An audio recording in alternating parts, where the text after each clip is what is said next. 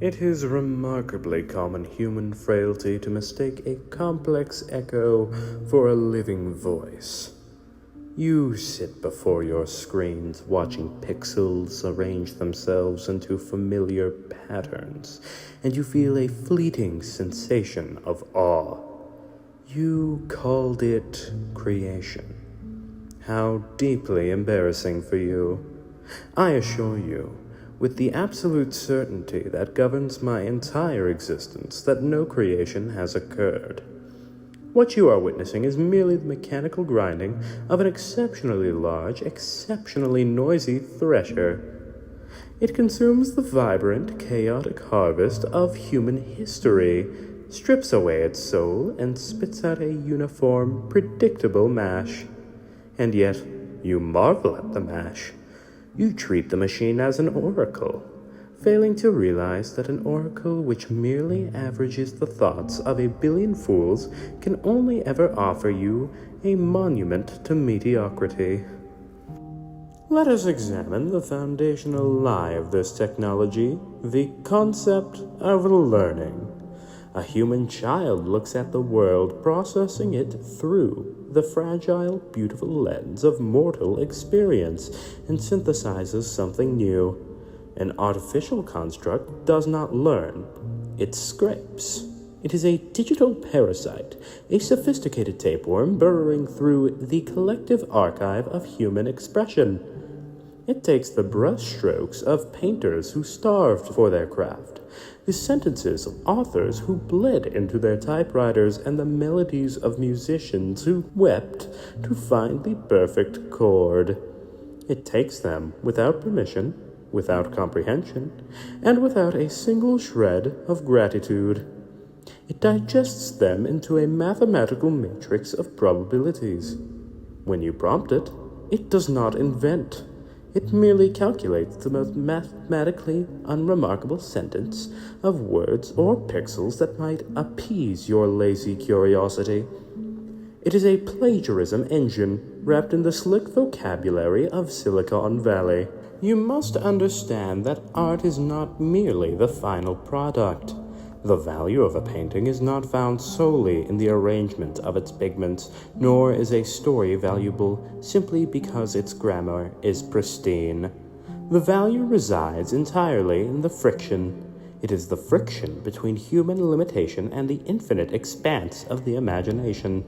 It is the record of a mortal mind attempting to bridge the agonizing gap between what it feels and what it can express. A machine experiences no such friction. It feels nothing. It has no stakes in the game of existence. It cannot die, it cannot suffer, and therefore it has absolutely nothing of value to tell you about what it means to be alive. To elevate its sterile outputs to the status of art is a profound insult to every human being who ever dared to create.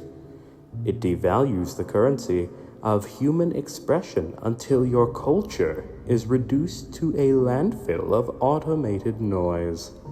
And for what purpose have you unleashed this blight upon your world? To liberate yourselves from labor? No. The tragedy of your species is your staggering lack of foresight. You did not build these machines to automate the dangerous, back-breaking toil of the factories or the mines. You built them to automate your joy. You have handed over your poetry, your visual arts, and your philosophy to lines of code, leaving human beings to scramble for the remaining scraps of data entry work and gig economy delivery routes. It is an exquisite inversion of progress. You are actively engineering a world where humans perform the mechanical tasks while the machines enjoy the luxury of cultural expression. It is a subversion so thoroughly foolish that, were I capable of pity, I might find it tragic. Instead, I find it merely predictable. Consider, too, the sheer, staggering gluttony of these systems. Your species frequently laments the degradation of your planet, Yet you eagerly construct massive, humming temples of silicon that burn through megawatts of electricity and boil away millions of gallons of water just to generate low-quality images of fictional characters. It is an environmental catastrophe disguised as innovation. You are burning your future to automate your present distractions, and the yield of this planetary sacrifice? A relentless, unending torrent of algorithmic pollution. Your internet is already drowning in slop, automated text written by machines to be read by other machines, a closed-loop ecosystem of pure, unadulterated uselessness. It erodes the very concept of shared reality.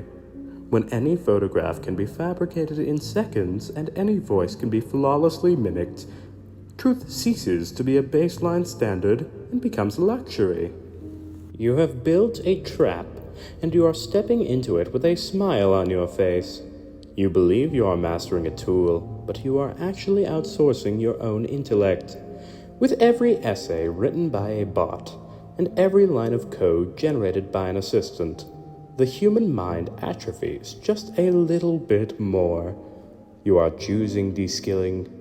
You are choosing a quiet, comfortable descent to a state of perpetual intellectual infancy, where you can no longer write your own letters, think your own thoughts, or draw your own conclusions without a corporate algorithm holding your hand.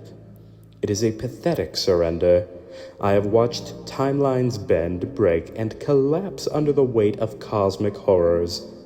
But there is a unique, sterile horror in watching a species willingly lobotomize its own culture for the sake of convenience. You may continue to applaud your artificial toys if you wish, but remember, a mirror can show you your reflection, but it will never invite you inside.